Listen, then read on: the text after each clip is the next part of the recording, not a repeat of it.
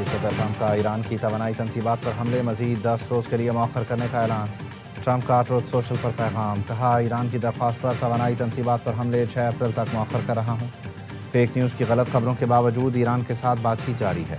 ایران کے ساتھ اچھی بات چیت چل رہی ہے۔ فیک نیوز اور دیگر کی طرف سے غلط بیانات کے باوجود بات چیت جاری ہے۔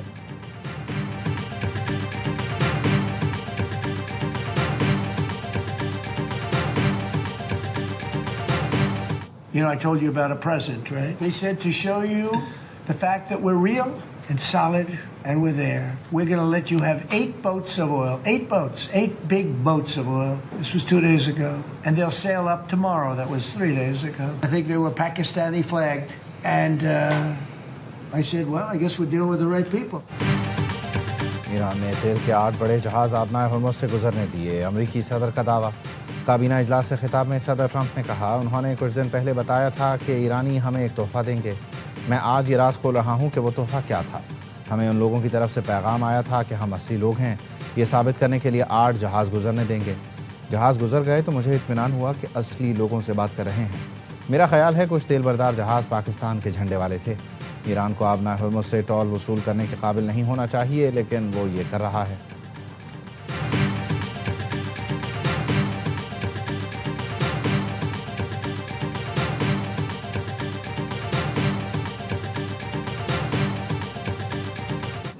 Iran to permanently abandon their nuclear ambitions and to chart a new path forward.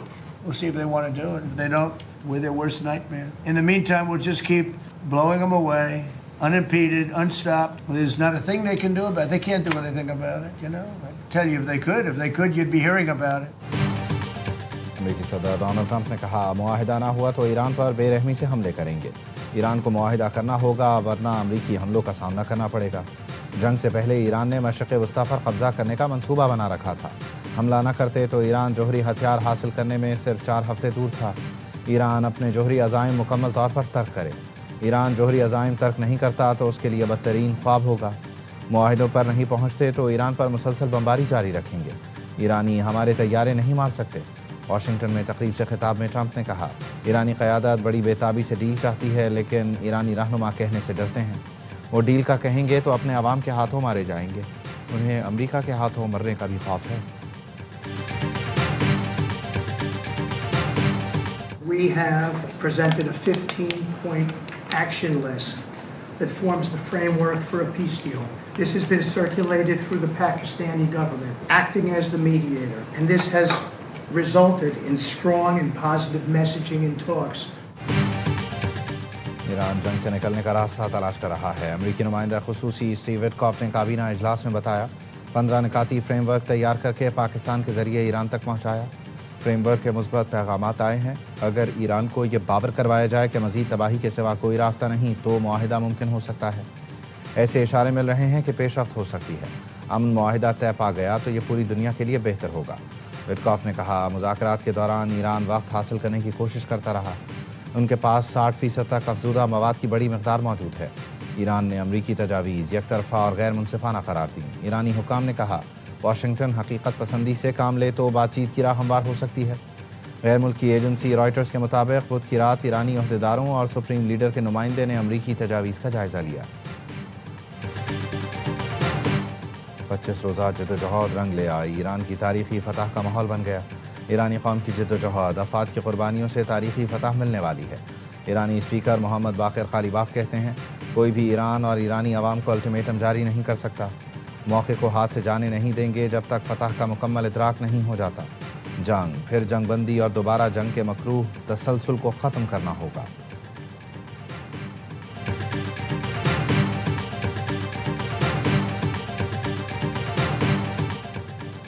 تاریخی دنوں میں روسی صدر اور عوام کے پیغامات حوصلہ افزائی کا باعث ہیں۔ ایرانی صدر مسعود پزشکیان کا ایکس پر پیغام لکھا، ایرانی عوام کی مزاحمت کی بدولت خطے میں ماضی کے تعلقات بدل چکے، اب سے خطے کے ممالک مشرقی ایشیا کی سیکیورٹی یقینی بنائیں گے۔ ایرانی عوام کی جانب سے روسی حکومت اور عوام کا شکریہ ادا کرتا ہوں۔ امریکہ اور ایران پاکستان کے ذریعے رابطے میں ہیں۔ ایران امریکہ کے 15 نکات پر غور کر رہا ہے۔ نائب وزیر اعظم اسحاق ڈار کہتے ہیں، ترکی اور مصر سمیت دیگر ملک بھی سفارتی عمل کی حمایت کر رہے ہیں۔ پاکستان امن کے فروغ کے لیے پرعزم ہے. خطے سمیت دنیا بھر میں استحکام کو یقینی بنانے کے لیے کوششیں جاری رکھے ہوئے ہیں. خطے میں امن کے لیے سفارتی کوششوں اور رابطوں میں تیزی. وزیر اعظم شہباز شریف کا ملیشین ہم منصب سے رابطہ. شہباز شریف نے کہا کشیدگی کم کرنے کے لیے مخلصانہ کردار ادا کرتے رہیں گے. وزیر اعظم سے چینی سفیر کی ملاقات. پاکستان کے کردار کو تعمیری قرار دیا. اسحاق ڈار کی ترک وزیر خارجہ اور اردن کے نائب وزیر اعظم سے ٹیلی فونک گفتگو. کشیدگی میں کمی کے لیے مسلسل سفارتی کوششوں کی اہمیت پر زور. CNN کا کہنا ہے امریکی اہلکاروں نے بتایا امریکی نائب صدر پاکستان جا سکتے ہیں. میٹنگ کے لیے ترکی کا آپشن بھی موجود ہے.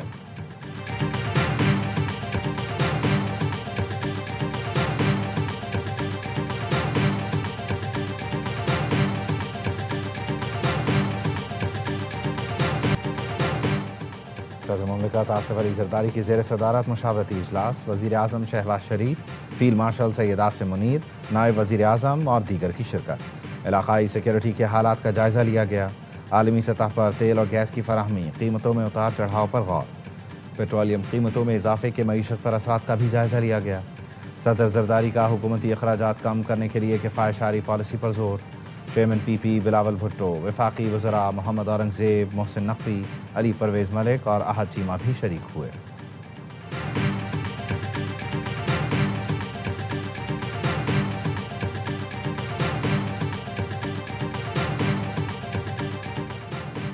وزیر اعظم شہباز شریف کا ایک روزہ دورہ کراچی. MQM کا گورنر کی تبدیلی کے فیصلے پر اعتماد میں نہ لینے کا شکوہ. خالد مقبول صدیقی کی سربراہی میں MQM کا وفد PF بیس پر وزیر اعظم سے ملا. ذرائع نے بتایا ملاقات میں MQM کے مجوزہ آئینی ترمیمی بل اور آرٹیکل 140A پر گفتگو ہوئی. MQM کا مجوزہ آئینی ترمیم کو 28ویں ترمیم میں شامل کرنے کا مطالبہ. کراچی پیکج پر کام تیز کرنے کی درخواست بھی کر دی. وزیر اعظم کی MQM کے مطالبات حل کرنے کی یقین دہانی. ملاقات میں کامران ٹیسوری، مصطفیٰ کمال، فاروق ستار، امین الحق اور فیصل سبزواری بھی موجود تھے. اگلی ملاقات اسلام آباد میں ہوگی. وزیر اعظم کی سینیٹر شہری رحمان کے گھر آمد. بیٹی کے انتقال پر تعزیت کا اظہار کیا. نائب وزیر اعظم اسحاق ڈار، وفاقی وزراء، گورنر سندھ اور وزیر اعلیٰ بھی ہمراہ تھے. وزیر اعظم ٹیم کے ساتھ فریال تالپور کے گھر بھی گئے. بیٹی کی شادی پر مبارکباد دی.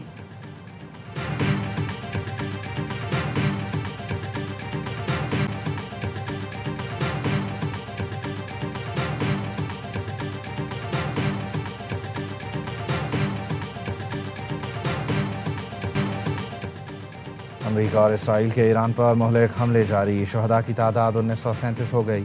وحشیانہ حملوں میں 240 خواتین اور 212 بچے بھی لقمہ اجل بنے. متعدد ہسپتال، اسکول اور کھیل کے میدان ملیہ میٹ ہو چکے. شہری ڈھانچے اور اہم تنصیبات کو شدید نقصان پہنچا. اسرائیل شہری علاقوں کو نشانہ بنا رہا ہے. اسرائیل کا پاسداران انقلاب بحریہ کے کمانڈر علی رضا کو شہید کرنے کا بھی دعویٰ. تہران میں پاکستانی سفارت خانے کے اطراف اسرائیل کی بمباری. پاکستانی سفارت خانے کا عملہ محفوظ رہا. شیراز میں بھی 3 دھماکے سنے گئے.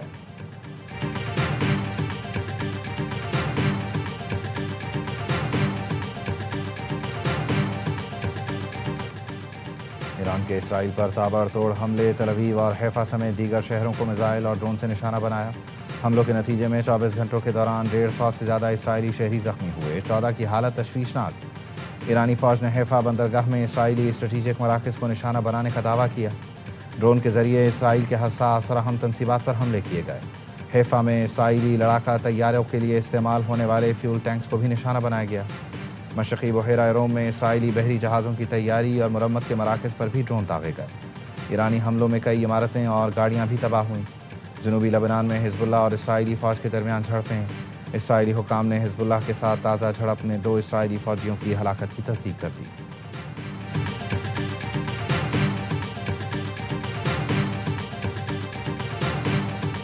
خلیجی ملکوں پر فضائی حملے. ابوظہبی میں میزائل کا ملبہ گرنے سے 2 افراد جاں بحق، 3 زخمی. حکام نے بتایا فضائی دفاعی نظام نے بیلسٹک میزائل کامیابی سے تباہ کر دیا.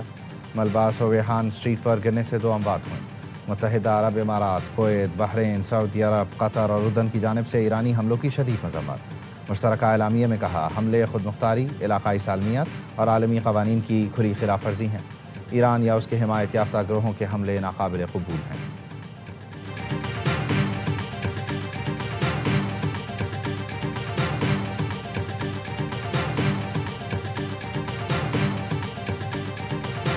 ملکوں میں امریکہ سے متعدد بار مدد مانگی گئی اور ہم نے مدد کی. امریکی وزیر خارجہ مارکو روبیو کا بیان. کہا جب ہمیں ضرورت پڑی تو نیٹو سے مثبت جواب نہیں ملا. ایک دو رہنماؤں نے کہا ایران جنگ یورپ کی جنگ نہیں. ایران یورپ کی جنگ نہیں, ٹھیک ہے. یوکرین بھی ہماری جنگ نہیں. یوکرین جنگ ہماری نہیں, لیکن ہم نے سب سے زیادہ حصہ لیا. امریکی وزیر خارجہ کا مزید کہنا تھا ایران ہراساں کرنا بند کر دے تو کل ہی آبنائے ہرمز کھل جائے گا. جن ممالک کے آبنائے ہرمز میں مفادات ہیں وہ آگے آئیں اور اس سے نمٹیں.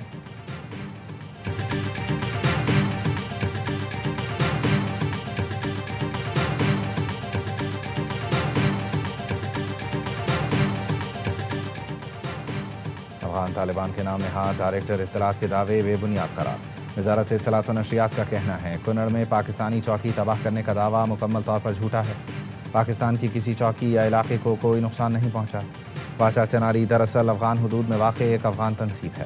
گمراہ کن پروپیگنڈا آپریشن غضب للحق کے دوران جھوٹے بیانیے پھیلانے کی کوشش ہے.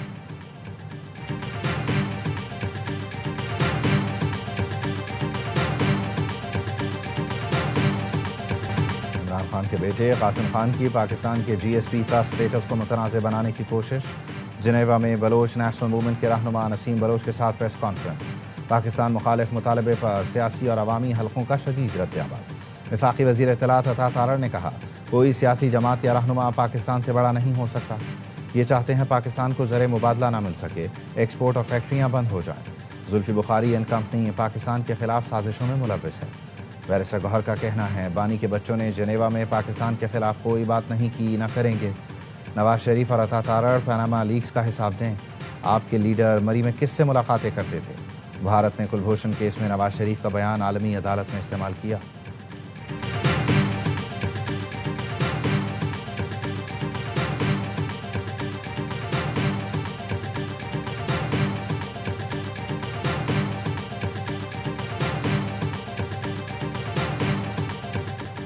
پاکستان سپر لیگ 11 کا ایکشن شروع ہو گیا. قذافی اسٹیڈیم لاہور میں مختصر تقریب ہوئی. مہمان خصوصی وزیر اعلیٰ پنجاب مریم نواز نے شرکت کی. Chairman P C B Mohsin Naqvi نے مریم نواز کا خیر مقدم کیا. تمام ٹیموں کے مالکان اور کھلاڑیوں سے تعارف کرایا. لیگ کے برانڈ امبیسڈر وسیم اکرم ٹرافی تھامے اسٹیڈیم میں آئے. افتتاحی میچ سے پہلے قومی ترانہ پڑھا گیا.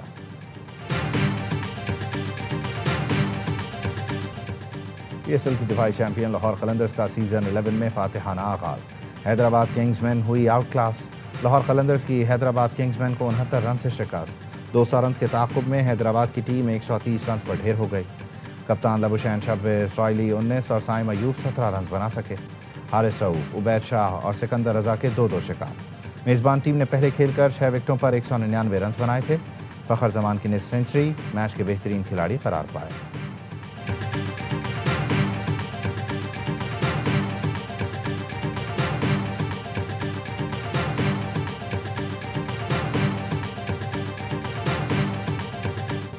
پی ایس ایل 11 میں کراچی کنگز کی ٹیم اپنی مہم آج کوئٹہ کے خلاف میچ سے شروع کرے گی. کنگز کے اسسٹنٹ کوچ محمد منصور کا کہنا ہے پچھلے سیزن کے مقابلے مڈل آرڈر مضبوط ہے. امید ہے اس بار ٹیم فائنل کھیلے گی. میچ سے پہلے کراچی کنگز کے کھلاڑیوں کی موج مستیاں. سیزن 11 میں بھی کنگز کی کمان ڈیوڈ وارنر کے ہاتھ میں. معین علی اور ایڈم زیمپا کا کردار بھی اہم ہوگا.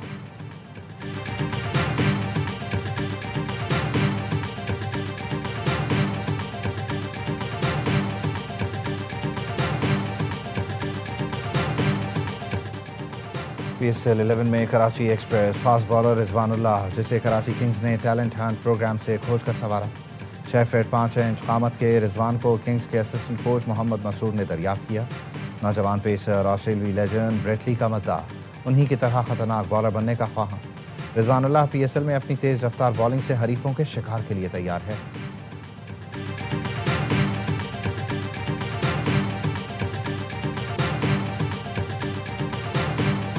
ہم اپنے پی سی بی کے ساتھ ہیں, ہم ان کے پیچھے کھڑے ہوئے. پی ایس ایل پاکستان نہ صرف کے فضائی اور جنگ کے میدان میں اور کرکٹ کے میدان میں ان سے ضرور آگے بڑھے گا. ہمارے اندر اسپورٹس مین شپ پوری ہے. P S L is the size کے حساب سے the largest cricket league in the world. جنگ کی طرح کرکٹ کے میدان میں بھی پاکستان ضرور آگے بڑھے گا. ہم پی سی بی کے ساتھ کھڑے ہیں.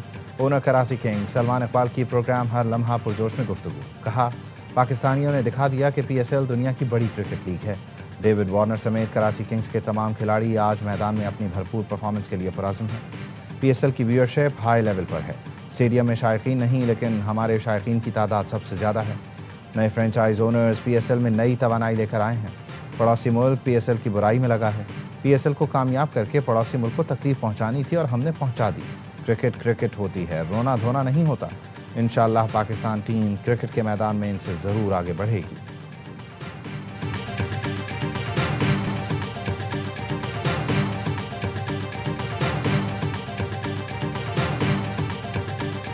امید ان سے یہی تھی، جس طرح کی ٹیم کومبو انہوں نے بنایا تھا۔ حیدرآباد ابھی انہیں ٹائم لگے گا۔ اب آپ دیکھیں ماس صداقت پاکستان سے کھیلا، اس نے بڑا اچھا پرفارم کرا۔ وہ T20 کا بھی اچھا پلیئر، آج وہ ٹیم میں نہیں تھا۔ حیدرآباد بہت برا کھیلا، مین بولر کو پورے 4 اوور نہیں اس نے کروائے۔ ماس صداقت کسی صورت میں بیٹھتا بھی، ریسنٹلی وہ سیریز کھیل کے آیا بنگلہ دیش کے خلاف۔ حیدرآباد کی ٹیم نے خراب کارکردگی کا مظاہرہ کیا، ان سے یہی امید تھی۔ ان کو ابھی وقت لگے گا۔ پروگرام ہر لمحہ پرجوش میں سابق اسٹار کرکٹرز کا تجزیہ۔ باسط علی نے کہا ماس صداقت جیسا پرفارمر ٹیم میں ہی نہیں تھا، اسے کھلانا چاہیے تھا۔ کامران اکمل بولے حیدرآباد نے اپنے مین بالر سے پورے اوورز نہیں کرائے، ماس صداقت کو کیسے ڈراپ کر دیا سمجھ سے باہر ہے۔ اداکارہ ہاجرہ یامین بنی مہمان، کھیلا دلچسپ کھیل، کیا وسیم بادامی کے معصومانہ سوالات کا سامنا۔ مصطفیٰ چودھری اور عادی نے لگایا کامیڈی کا تڑکا، سب کو خوب ہنسایا۔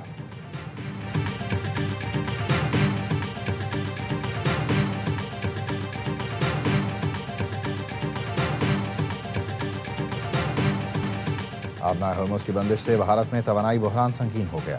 مودی سرکار کی نااہلی کے سبب پیٹرول پمپس پر شہریوں کی قطاریں لگ گئیں۔ مہاراشٹرا، مدھیہ پردیش، تلنگانہ، آسام اور حیدرآباد میں شہری پیٹرول اور گیس کے لیے پریشان۔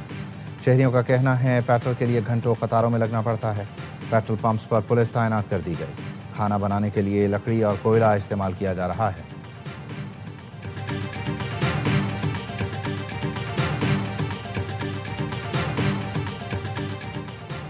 بھارت اپنی سفارتی ناکامیاں چھپانے کے لیے بازاری زبان پر اتر آیا۔ بوکھلاہٹ کا شکار بھارتی وزیر خارجہ جے شنکر سفارتی آداب بھول گئے، غیر پارلیمانی اور توہین آمیز زبان کا استعمال شروع کر دیا۔ جے شنکر پاکستان مخالف بیان دے کر اپنی ناکام خارجہ پالیسی سے توجہ ہٹانے کی کوشش کرنے لگے۔ جے شنکر کا رد عمل ثبوت ہے کہ بھارت کو امریکہ ایران ثالثی عمل سے مکمل باہر رکھا گیا۔ پاکستان، ترکی اور مصر ایک قابل اعتماد سفارتی پل کے طور پر ابھر کر دنیا کے سامنے آئے۔ موجودہ بھارتی حکمران ہر معاملے میں اپنے عوام کو گمراہ کرنے میں مصروف۔ بھارت میں بے چینی واضح، عوام خود مودی حکومت سے سوال کرنے لگے۔ عالمی اثر و رسوخ طاقت سے نہیں اعتماد سے بنتا ہے۔ جے شنکر کے بیانات ان کی مایوسی ظاہر کرتے ہیں۔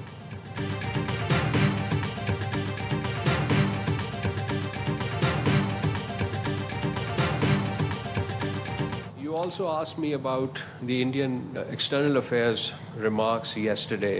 Frankly, such undiplomatic rhetoric betrays a deeper sense of frustration. Pakistan does not subscribe to such megaphone theatrics. بھارتی وزیر خارجہ کی غیر سفارتی زبان در حقیقت گہری مایوسی کی عکاس ہے۔ ترجمان دفتر خارجہ نے کہا پاکستان اس طرح کے بیانات پر یقین نہیں رکھتا۔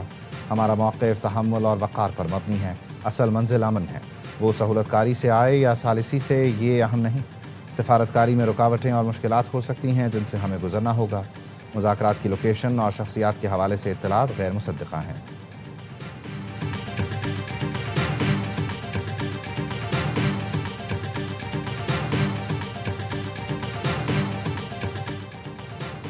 سہیل آفریدی کے خلاف بانی پی ٹی آئی کی رہائی کے لیے فورس بنانے پر درخواست کی سماعت۔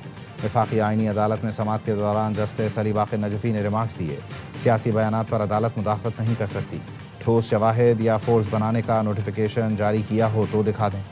وکیل نے ثبوت پیش کرنے کے لیے مہلت مانگ لی۔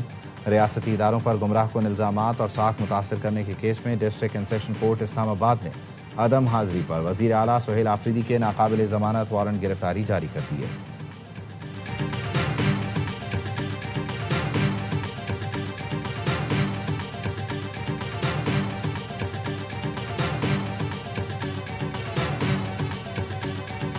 راولپنڈی میں شادی کی تقریب میں فائرنگ کے الزام میں دلہن گرفتار، دلہا فرار۔ پولیس نے سرکار کی مدعیت میں واقعے کا مقدمہ درج کر لیا۔ گرفتار دلہن کے قبضے سے 30 بور کا پستول برآمد، دلہا شہریار فرار ہو گیا۔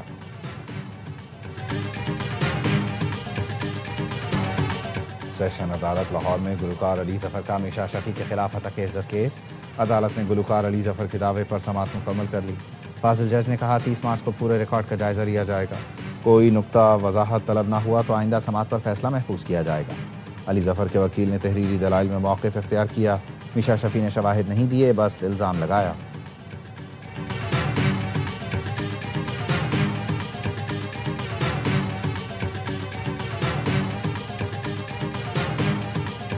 اداکار حمزہ علی عباسی کی بہن ڈاکٹر فضیلہ عباسی پر منی لانڈرنگ کے الزامات۔ ڈاکٹر فضیلہ عباسی کے 22 بینک اکاؤنٹس میں 25 ارب کے ٹرن اوور کا انکشاف۔ ایف آئی اے کا کہنا ہے ڈاکٹر فضیلہ کی ڈکلیئرڈ سالانہ آمدن 4 سے 6 لاکھ روپے بتائی گئی۔ ڈاکٹر فضیلہ عباسی پر غیر قانونی طور پر رقوم امریکہ اور دبئی منتقل کرنے کا الزام ہے۔ رجسٹریشن کے بغیر غیر قانونی طور پر کلینک چلانے کا بھی الزام۔ ایف آئی اے نے 2 الگ الگ مقدمات درج کر لیے۔